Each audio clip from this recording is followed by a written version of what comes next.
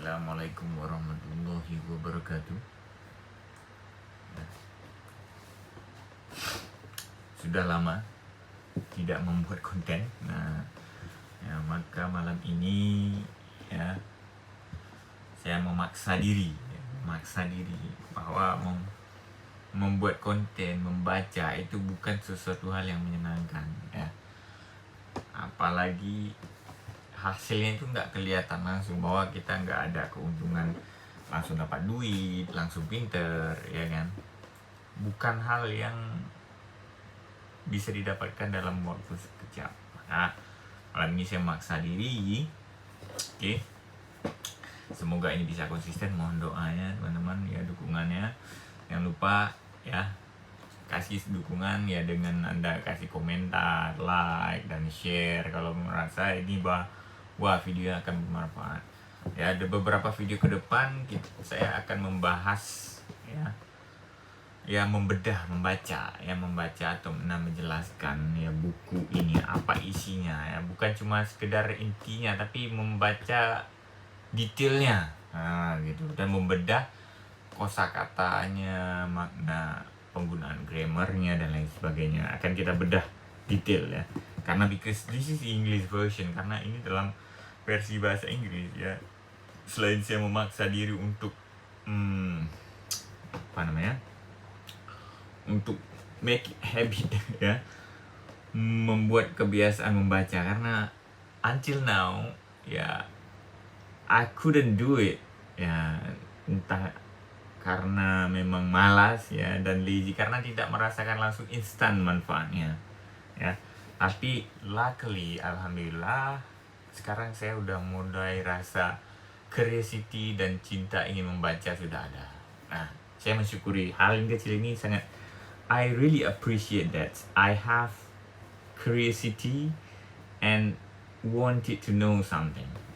Apalagi ini bukunya nih, kita akan bedah buku yang berjudul Let Them Theory ya. Buku Let Them Theory ini yang dituliskan oleh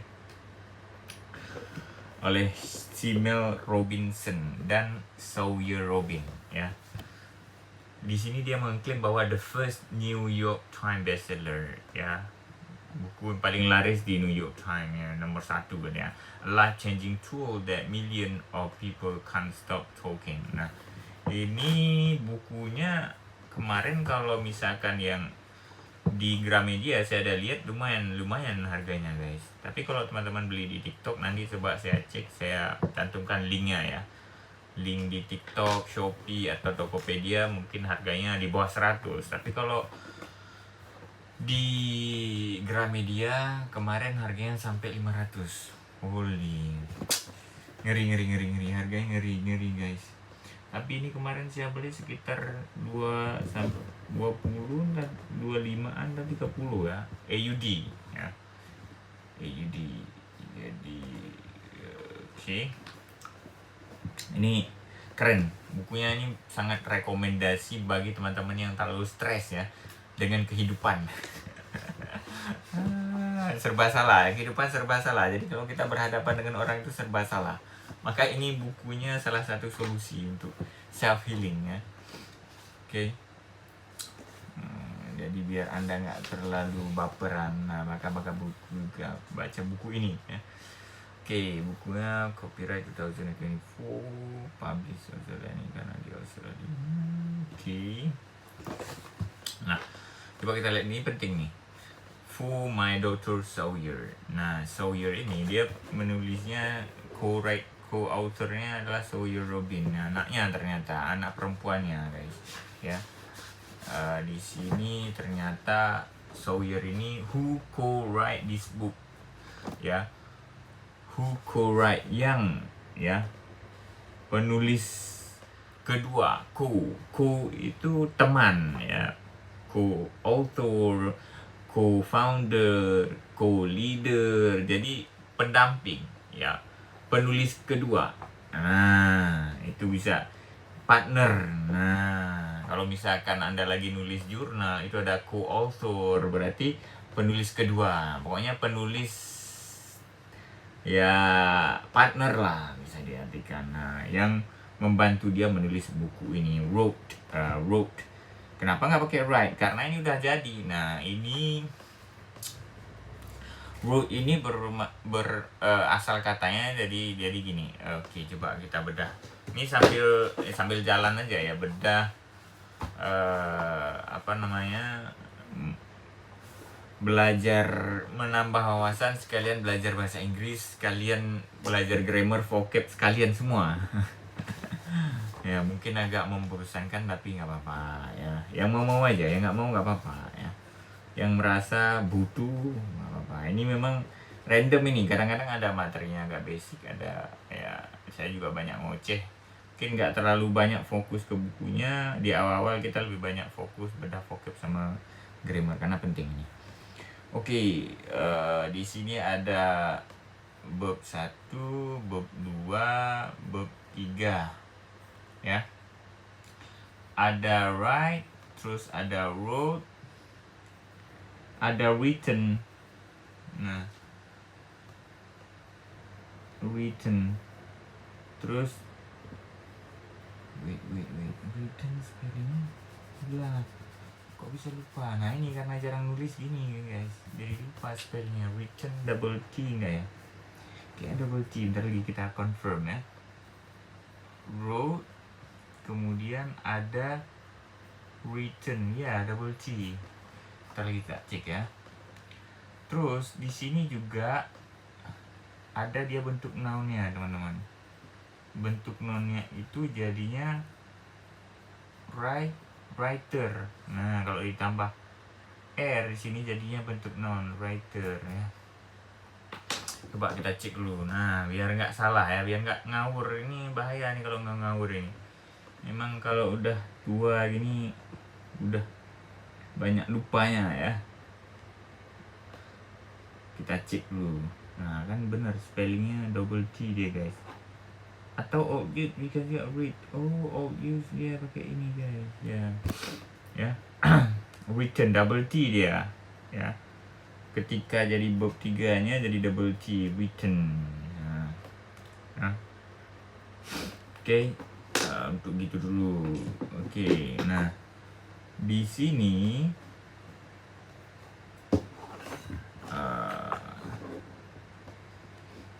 gimana nih Sel banget. Mana tadi? Di sini write, wrote itu artinya artinya menulis ya, menulis. Arti wrote di sini maknanya menulis ya. Bentar lagi kita tambahkan noun ya. Oke, terus di sana tadi dia ngasih ada ko-nya ya kan, co-wrote ya. Coba kita lihat nih kan ada ko nih, co-wrote. Can you see it? Kelihatan? Yes. Nah ini ada co-wrote ya, berarti penulis kedua ya, yang partner nulisnya. Nah ini coba lihat di sini. Ini kan ada Mel Robinson penulis pertama sama Sawyer Robin ini anaknya. Nah mereka dua orang yang nulis. Nah penulis pertama itu si Mel Robinson, penulis kedua anak my daughter. Nah my daughter ini anak perempuan ya, anak perempuan. Nah kalau son ya lawan katanya anak laki-laki. Nah, jadi ini random ini vocab yang sambil kita bedah buku, juga belajar vocabulary baru, juga ya grammar dikit-dikit ya. Jadi ya gitulah. Mungkin terlalu banyak ngoceh juga ya, I'm so sorry. Yang kira-kira nggak betah nggak apa-apa ya. Jadi sambil jalan aja. Nah ini untuk anak perempuanku katanya, Sawyer ya. Sawyer ini anak perempuan si Mel Robinson yang penulis kedua, yang membantuku, yang penulis pembantu buku ini. Nah ya, jadi bab 1 itu ada write, wrote, bab 2 written, bab 3 maknanya menulis ya. Okay. Nah, di sini tadi ada penulis pembantu. Nah, kalau misalkan ditambah R, writer, kan teman-teman sering nemu. Nah, kan ditambah R, jadinya dia berupa noun nanti. Artinya di sini penulis. Nah, kalau ditambah R jadi penulis. Nah, terus kalau misalkan ditambah co tadi tinggal kasih aja co-writer. Atau boleh juga co-author, sinonimnya itu sama dengan co-author, pengarang. Nah, ya penulis atau pengarang itu sama aja ya, pengarang. Nah, sinonimnya, nah, coba lihat, satu vocab aja udah banyak dapat ini, ya kan? Jadi gitulah guys ya. Jadi kata-katanya untuk anak perempuanku, I have love ya, saya mencintai sharing this experience with you ya. Berbagi, sharing itu berbagi ya, berbagi this experience, pengalaman ini samamu. Nah, kata si Mel Robinson, I ini ingat, ketika ada penggunaan subjek I ini selalu refernya ke Mel, bukan yang saya lagi baca nih, tapi penulis, authornya. Saya sangat mencintai, saya mencintai berbagi pengalaman denganmu, katanya ya, pengalaman pengalaman dia. Meskipun nah ya, meskipun there were time you wanted to kill me, sorry. Meskipun kadang ada masa dimana kamu ingin membunuhku, masa-masa lalu. Nah, as they say, sebagaimana mereka katakan, let them, biarkan ya, biarkan mereka. Nah, oke. Kita lanjutkan. Nah, kita mulai, tetap nggak langsung ke pembahasan guys, kita baca semuanya. Ini memang detail ya, deep analysis and try to understand what this book talk about ya, sambil menambah wawasan, belajar vocab baru, dan ya belajar grammar juga. Nah, ya kan, sambil nyelam minum air guys ya, sama-sama belajar. Saya belajar, teman-teman juga belajar, yang mau belajar, yang enggak apa-apa juga ya, bebas, karena ini juga let them ya, biarkan mereka, yang mau aja. Oke, sesuai dengan judul buku, table of content ya, daftar isi. Kalau diartikan bahasa Indonesia ini daftar isi, ada introduction, my story ya, pendahuluan, ceritaku. Nah, ceritaku di sini cerita Mel tadi ya. Kemudian dilanjutkan dengan the let them theory. Bab pertama, chapter pertama itu stop wasting your life on the thing you can't control. Nah, di chapter pertama ini membahas tentang bahwa ya sudahlah, hentikan ya, hentikan wasting. Wasting itu menyia-nyiakan, wasting your life, menyia-nyiakan hidupmu on things, terhadap sesuatu you can't control, yang kamu nggak bisa kontrol. Oke? Hentikan menghabiskan waktu, menyia-nyiakan. Wasting ini ya beda sama spending. Nah, ini kita bedah dikit ya. Ini wasting ini erat kaitannya sama spending. Apa bedanya? Kalau wasting itu kamu menghabiskan waktu ke hal yang sia-sia. Nah, seperti misalkan ya itu tadi, kayak misalkan memikirkan yang sesuatu nggak bisa dikontrol. Pokoknya sesuatu yang nggak berguna itu pakai kata aja wasting. Sedangkan kalau misalkan spending, kalau kita menggunakan kata spending, buat spellingnya biar kelihatan gede ya, kecil ya, nggak kelihatan ya. Oke, spending ya, ada hubungannya dengan kata spending. Can you see? Spending ini sesuatu hal yang positif, sedangkan wasting ini sesuatu hal yang negatif ya. Ketika Anda menghabiskan waktu ke sesuatu hal yang negatif, Anda bisa memakai wasting. Kalau ke sesuatu hal yang positif, maka boleh pakai spending ya. I'm spending my time at the moment to read this book, to present you this book ya. Try to analyze. This is not wasting time but spending. Nah, Kalau wasting mungkin kayak main game terlalu banyak atau begadang, nah bisa juga. Atau misalkan melakukan yang sesuatu yang nggak ada positive effect to you, nah itu wasting. Oke, judul yang pertama adalah Stop wasting your life on things you can't control. Ya, jangan sia-siakan waktumu, jangan sia-siakan hidupmu ke sesuatu hal yang kamu nggak bisa kontrol. Nah, ini adalah filsafat yang sering dibahas di Stoik. Everybody, ada kaitannya dengan Stoik. Ya, ini filsafat Stoik ini. Ketika berbicara sesuatu yang di luar kontrol kita, itu berbicara Stoik. Atau ada judul buku yang ngetrend, kalau Indonesian version itu namanya, walaupun saya belum selesai ya, cuma baca sekilas doang tapi belum kelar bacanya. Mana dia? Filosofi Teras. Nah, ini membahas tentang filosofi teras, yaitu Stoik, guys. Itu dimana sesuatu yang di luar kontrol kita, ya jangan sia-siakan waktumu di situ. Nah, kemudian getting started, let them plus let me. Ya, pas awal-awalnya ya, getting started pas awal mulanya, let them plus let me. Ya, ketika Anda mulai harus ada let them sama let me. Nah, let them itu biarkan orang lain bertindak semaunya, dan let me itu Anda ambil tindakan peran Anda. Apa respon reaksi Anda terhadap kejadian itu?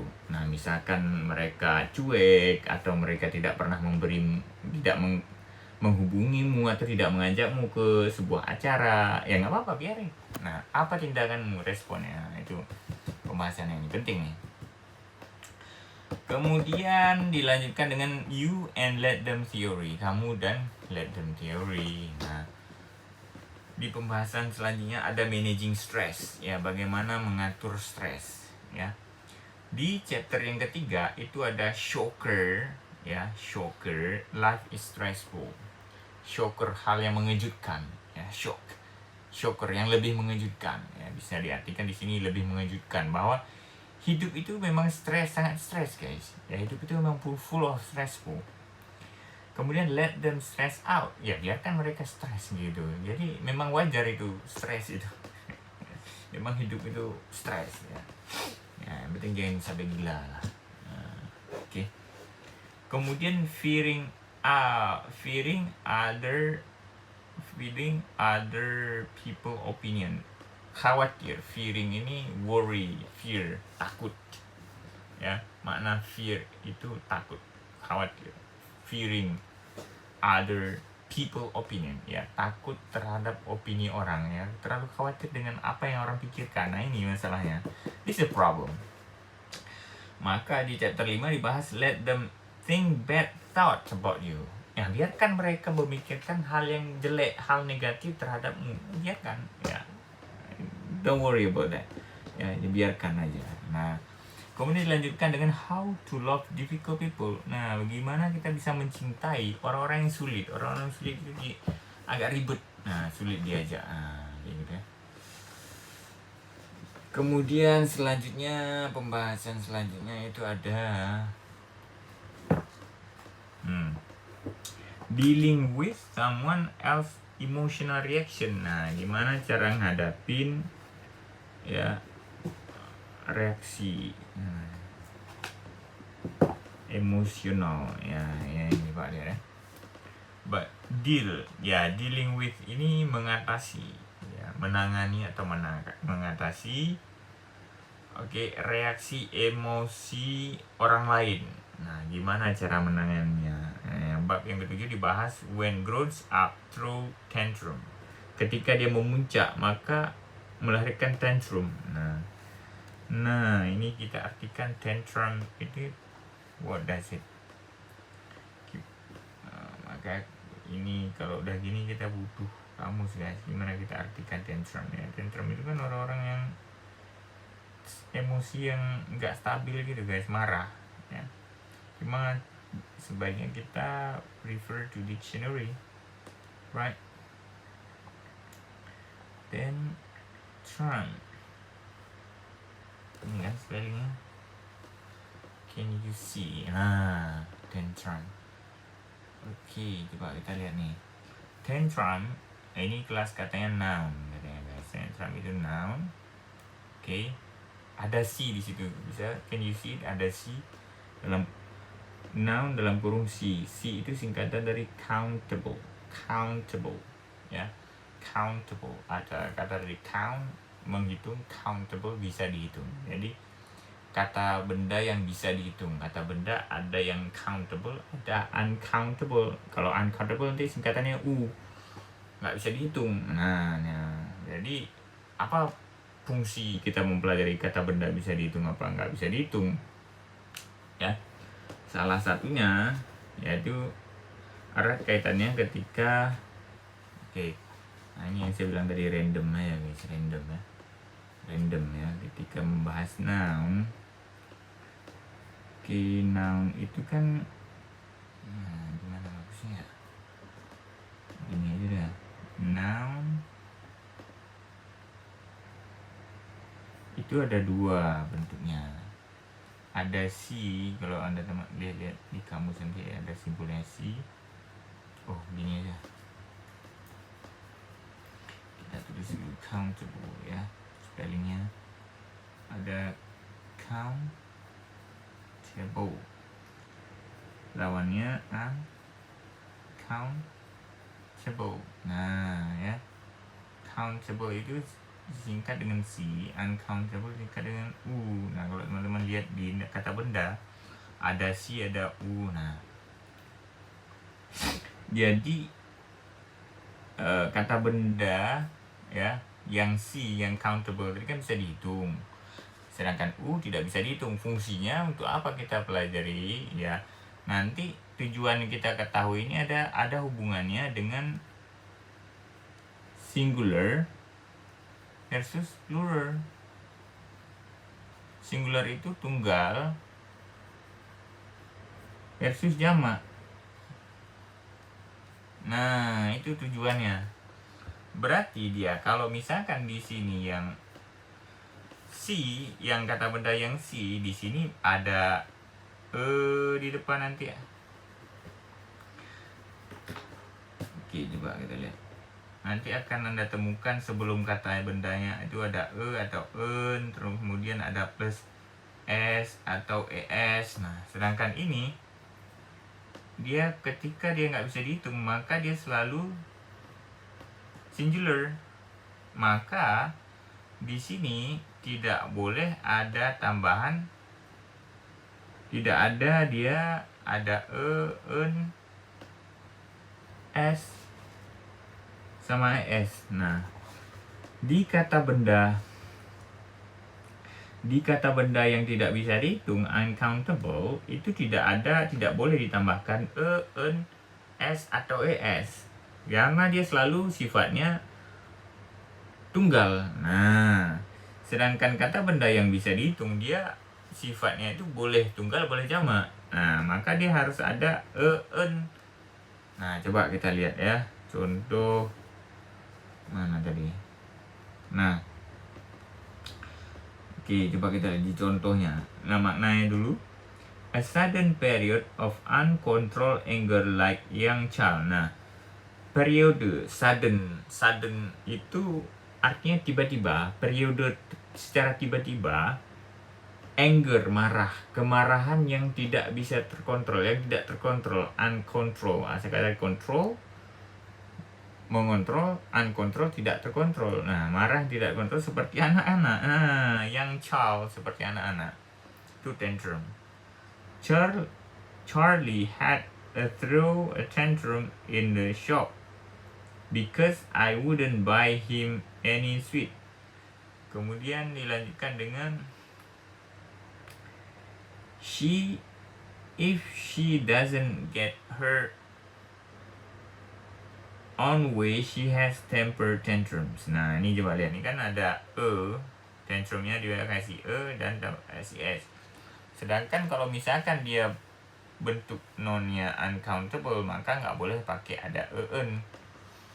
Nah, gitu dia. Apa contoh yang nggak yang dia kata benda yang tidak bisa dihitung.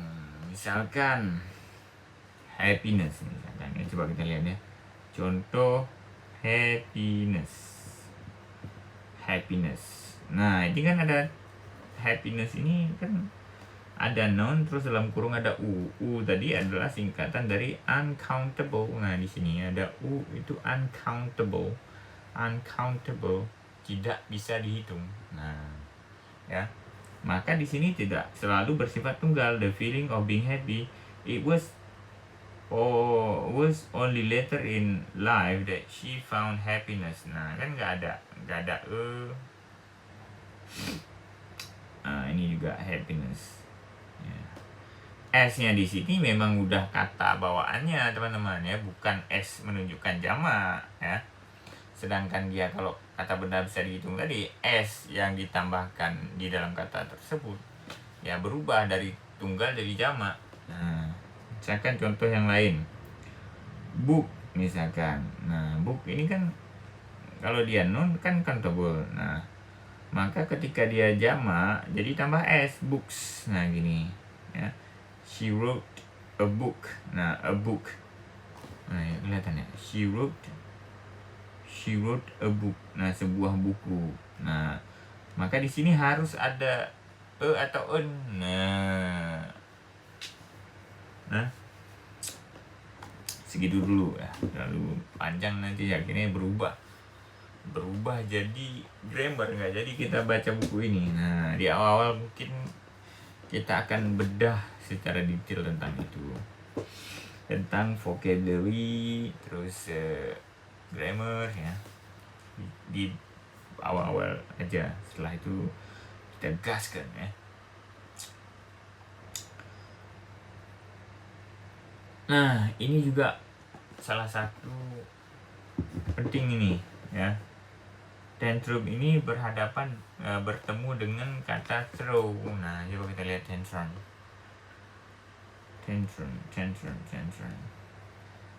Sekali lagi ya, tantrum. Penting ini sangat penting ini everybody. Membacanya. Tantrum. Nah, tantrum ini ya berpasangan dengan had atau through ya. Berpasangan dengan have atau throw ya.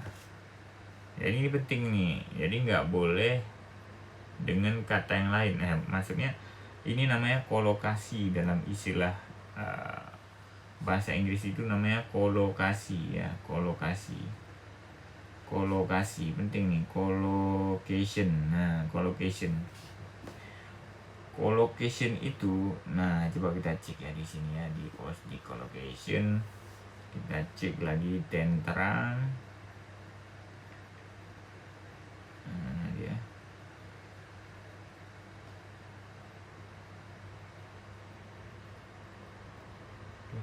muncul guys, agak muncul di sini. Nah, intinya collocation itu adalah kata yang memiliki pasangannya. Nah, ya. Kata yang berpasangan itu collocation. Nah, kebetulan di sini dikasih warna hitam ini ya. Oke, hat. Karena dari contoh. Oke. Ya. Hat tantrum atau throw tantrum atau hat tantrum boleh ya. Have tantrum atau throw tantrum. Ya, marah, not apa ini artinya? Kok jadi ribet ya? Bisa nggak cover gampang aja guys? Oke, yang terlalu panjang mana-mana penjelasan. Oke, right to the point, apa aja yang dibahas. Kemudian right decision often feel wrong. Nah, terkadang keputusan yang benar itu terkadang terlihat salah. Nah, ini bagus juga nih guys. Dilanjutkan dengan overcoming chronic comparison ya, menyelesaikan. Overcoming ini sinonim dari dealing with ini tadi, sama-sama maknanya menyelesaikan ya. menyelesaikan perbandingan yang kronik, ya. Yes, life isn't fair. Ya, kadang hidup tidak adil, ya, isn't fair, tidak adil. How to make comparison your teacher. Nah, bagaimana cara membuat perbandingan itu menjadi gurumu, ya, bukan menjadi hal yang menjadi efek negatif.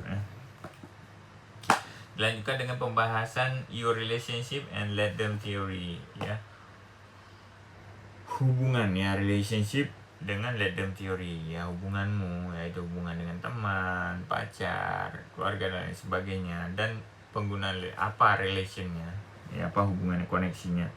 Oke, yang pertama, mastering a dark friendship, ya. Mastering itu asal dari kata master, ya, mahir. Mastering itu menguasai pertemanan orang dewasa, friendship. Ya, asal kata dari friends itu teman, friendship itu diartikan pertemanan, ya. Adult friendship itu artinya pertemanan orang dewasa, ya. Kemudian dilanjutkan dengan chapter 11, the truth no one told you about adult friendship, ya. Kenyataan bahwa nggak ada yang ngasih tahu ke kita, ke kamu, ya, kamu sebagai pembaca nih, ya, tentang pertemanan orang dewasa. Nobody told you about it, the truth, ya. Kemudian why some friendship naturally fade. Kenapa beberapa pertemanan itu secara alami fade, ya, fade away.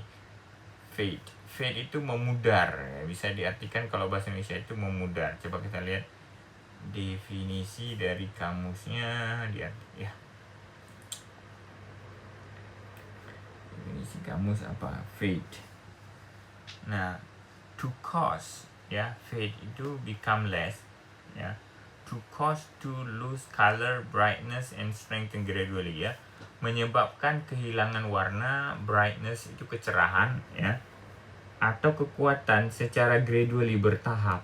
Nah, itu fade. Makna fade itu adalah memudar, ya, terjadinya secara bertahap, kehilangan warna, kecerahan, atau kekuatan, strength. Gradually itu bertahap, step by step, dikit. Nah, kayak misalkan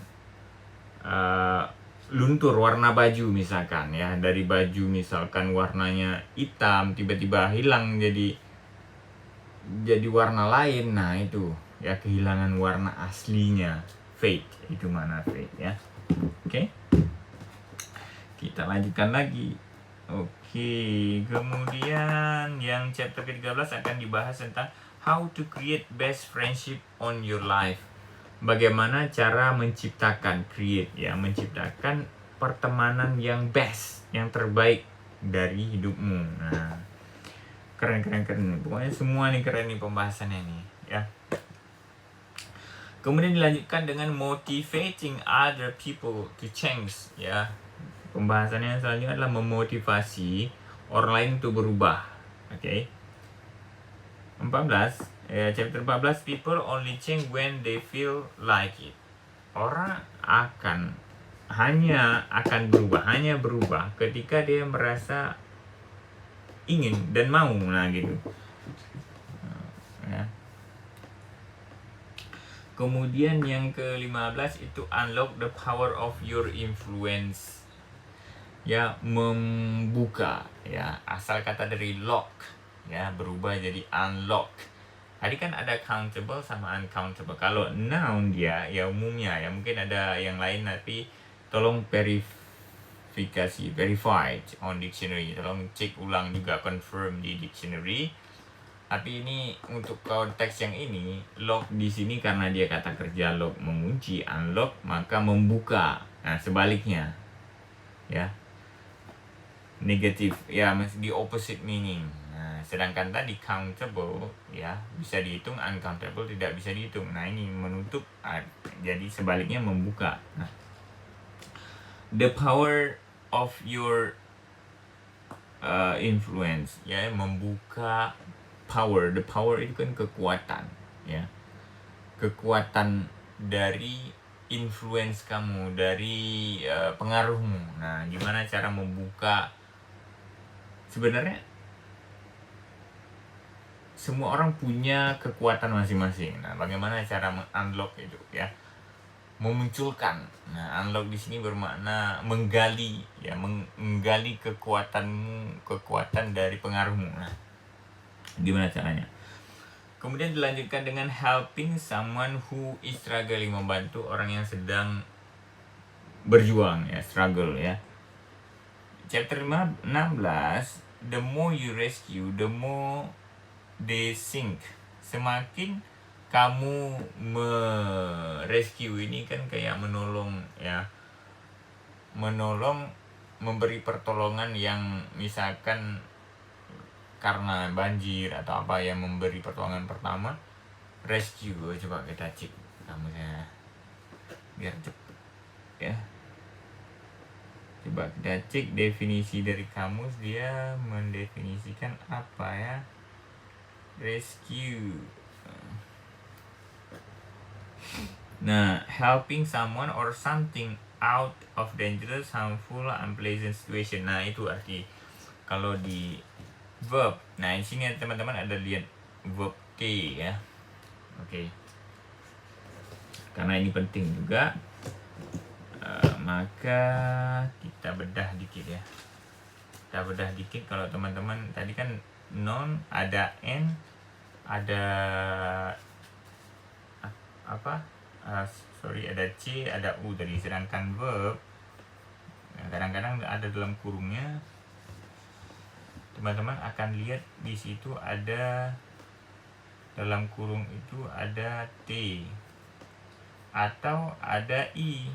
Nah, kalau verb, kalau dia kata kerja, T itu singkatan dari transitive ya, transitive verb ya, transitive verb. Sedangkan I in transitive ya, transitive verb. Nah, penting nggak memahami transitif sama intransitif? Oh, penting banget ya. Jadi kalau dia transitif, maka dia nanti harus ya, wajib ya. Kalau dia verb transitif, maka dia nanti di sini boleh ketemu objek. Sedangkan verb intransitif dia boleh tidak ketemu objek. Nggak ada objek di ini ya. Nah, itu sementara gitu dulu, nanti kita bahas detail khusus ya masalah ini ya, biar nggak terlalu lama juga ya. Oke. Nah, coba kita artikan ini dulu sekali lagi. Nah, di sini kan rescue. Nah, coba kita lihat definisinya. Rescue.